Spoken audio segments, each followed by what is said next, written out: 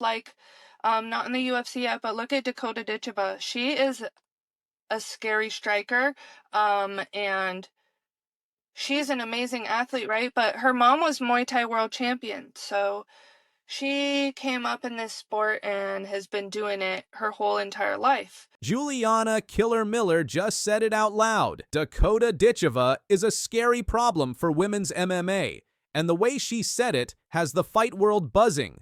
Some see it as respect, others see it as a warning. But one thing's for sure, nobody is safe from dangerous Dakota.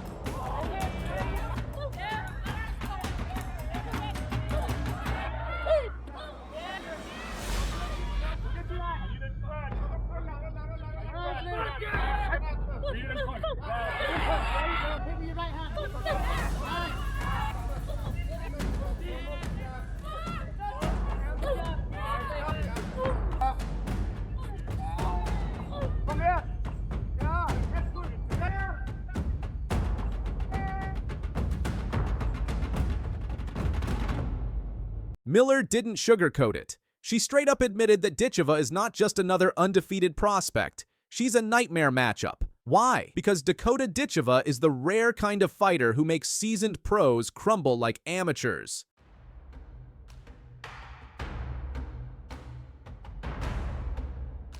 Look at this one body shot and Lisa Mauldin's career was over. She even admitted later, Dakota ended my career. Who says that about another fighter? That's not hype, that's trauma. Ditcheva's record is the real problem.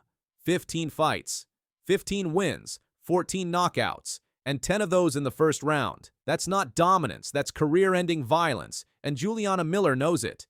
She's been in the game long enough to recognize a predator when she sees one. But here's the twist. Miller didn't call her a champion. She didn't call her the future. She called her a problem. And that's much scarier. Now, here's where it gets controversial. Some fans are saying Miller's comment was pure respect acknowledging Ditcheva's rise. But others? They think Miller was sending a warning shot. Almost like saying, yeah, she's dangerous, but she hasn't fought me yet. Remember, Miller isn't afraid to stir the pot. She's had beef with fighters before, and calling someone a scary problem could be her way of building a future grudge match. And what did Ditcheva do after hearing Miller's words? She didn't deny it. She didn't laugh it off. Instead, she doubled down on her aura of violence. Dakota Ditcheva knows she terrifies her opponents, and she's proud of it. Dakota, a superstar. What is up, Fiat? You're the next big thing. They look out your Lord. Great to see it, Fiat. Strong woman, good girl. Looking all great to see it. Great to finally meet you. Love it, love it. What's the crack? What were you playing? Yeah, now I'm walking myself there. Look, as superstar right there, 100%. Love it, bro. Don't hold the great to see you. Good. How you doing? Nice to meet you, man.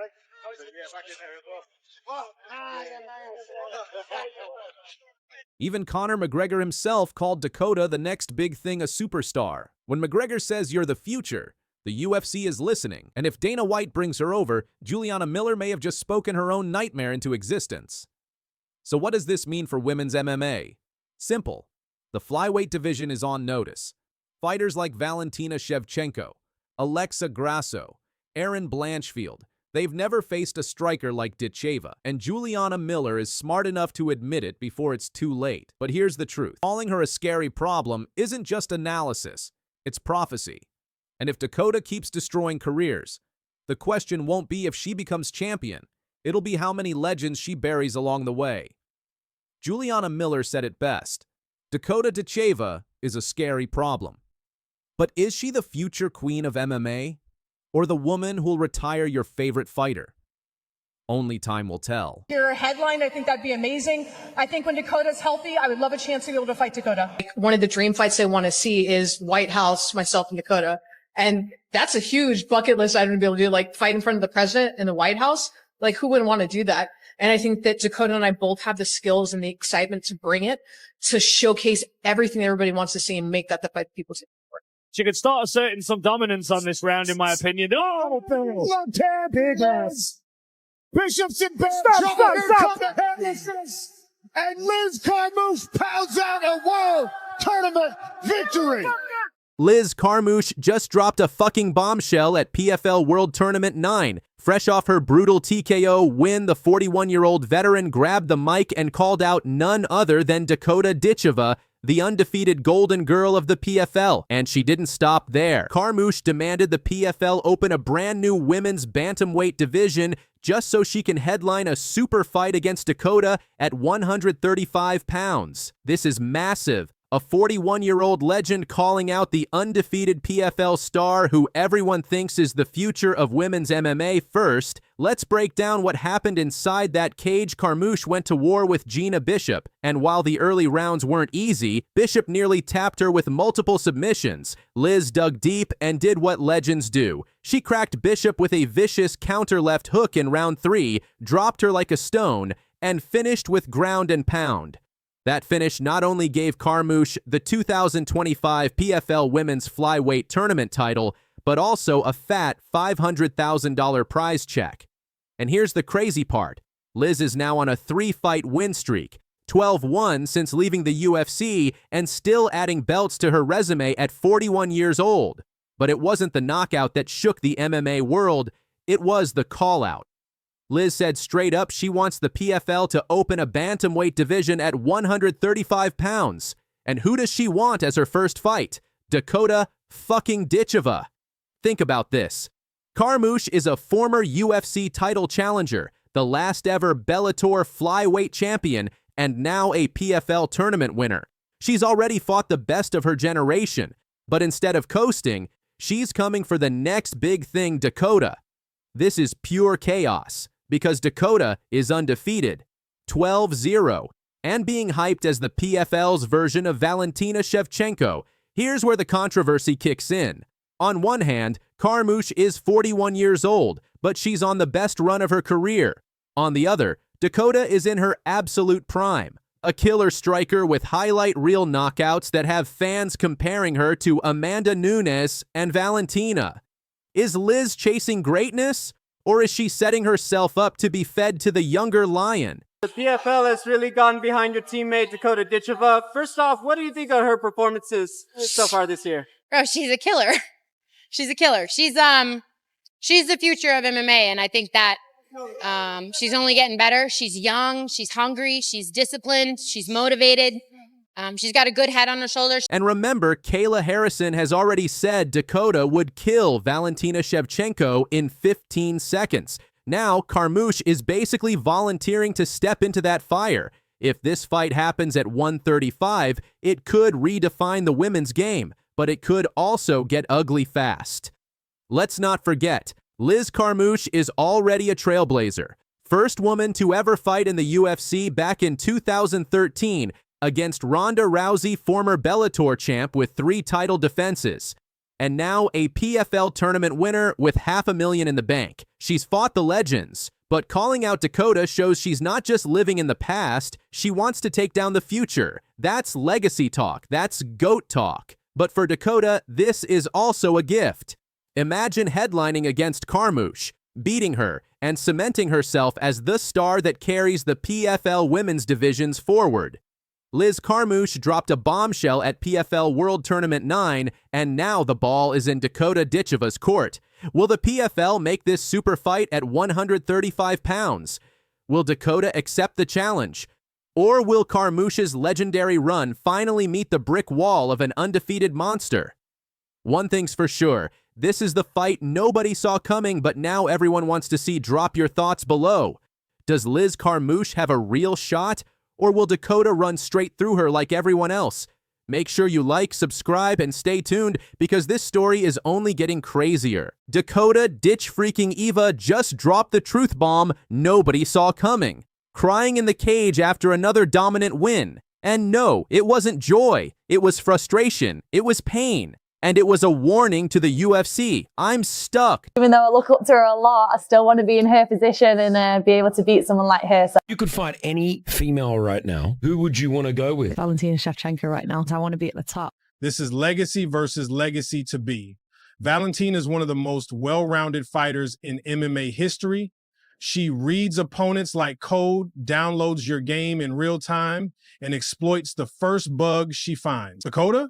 She's got that unorthodox rhythmic striking that could actually throw Valentina off early. Long knees, feints, switch kicks from odd angles. But here's where Reggie gets real. Dakota still needs more 5-round reps. Her pace can dip late, and Valentina is the queen of championship round adjustments. Still, imagine a fully dialed in Dakota with sharpened counter wrestling and championship caliber cardio on point.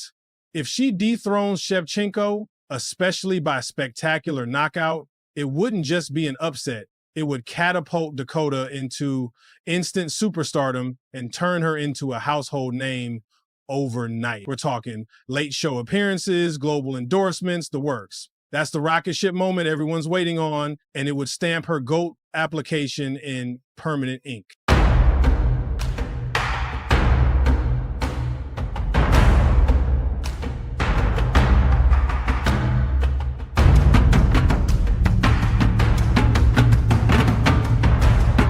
Dakota Ditcheva, 15 wins, 0 losses, one of the most exciting undefeated killers in MMA.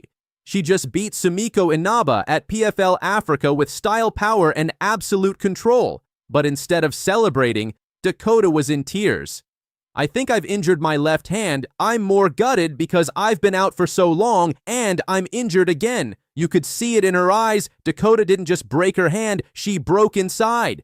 This was supposed to be her return, her moment. Instead, she's left with pain, a damaged hand, and more time on the shelf. And let's talk facts. Fans have been begging for Dakota in the UFC. Laura Sanko called her the violent Cinderella who could rescue the entire women's division. But now, it looks like the UFC just got ghosted. When you come back, what are you looking forward to?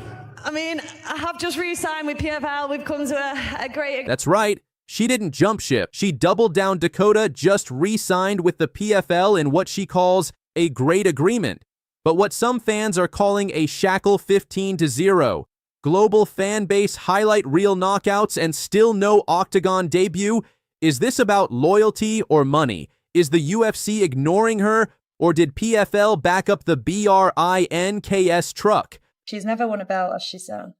Like, she's not a complete fighter, is she? I'm not a complete fighter. She definitely isn't either, so... But whatever. Let's not forget, Dakota destroyed Taila Santos in November 2024, a UFC vet, KO'd like she didn't belong. And then she disappeared, out for months with injuries. Just as the hype was peaking, now, back again, same story. Another injury, another delay. And fans are starting to wonder, is dangerous Dakota cursed? But maybe this is all part of the play. PFL has the dollars. Dakota has the look, the record, the killer instinct. Could she become the face of PFL? Could she bring more heat than Harrison, more damage than Cyborg? She wants to build her kingdom her way. But make no mistake, if Dakota keeps getting hurt, and if the UFC door stays shut, this might go down as the biggest what-if in women's MMA. Dakota Ditcheva just cried in victory. She just re-signed with the company that isn't giving her the UFC stage. And she just warned the world this injury might keep her out again. But when she's back, she's not coming to compete. She's coming to kill, and Dana White better be ready, because the violent Cinderella doesn't want a glass slipper. She wants blood. Because there's one name that I am dying to see in the UFC, and that's Dakota Ditcheva. What a fighter. Yeah. What a fighter. Talk about the women's Can you imagine her division needing a superstar, and talk about a perfectly packaged, talented, gorgeous, eloquent, respectful, good, like literally checks every single box, and she's right there, and she I'm here with a dangerous Dakota Ditcheva. First question I have to ask, how's the left hand? We saw you shaking it out in the middle of the fight. Yeah, I think I've injured my left hand, but I think I'm just more gutted because I've been out for so long and then I've come back and I'm injured again. But I hope you guys enjoyed it anyway. Thank you so much. This crowd behind you from start to finish, how did that feel, especially in that third round when you were hurting? Guys, I just want to say that was the best walkout I've ever had, so thank you so much. Before we get you in the back,